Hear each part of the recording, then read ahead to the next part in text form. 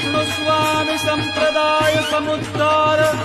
संवृत श्री पुरुषोत्तम वदनानलावतार सर्वान्नाय संचार वैष्णवान्नाय प्राचुर्य प्रकार श्री बिल्व मंगलाचार्य सांप्रदायिकार्पित साम्राज्यासन अखंड भूमंडलाचार्य चक्रचूडामणि विद्यावाचस्पति दश दिगंत विजयी श्री भागवत प्रतिपद मणिवर भावांशुभूषिता मूर्ति पदवाद्य प्रमाण पारावार पारीण भक्ति मार्गाद्य मार्तंड षड्दर्शन व्याख्यान सिंहासनाधीश्वर श्रीराजाधिराज शुद्धाद्वैत पुष्टि मार्ग प्रवर्तक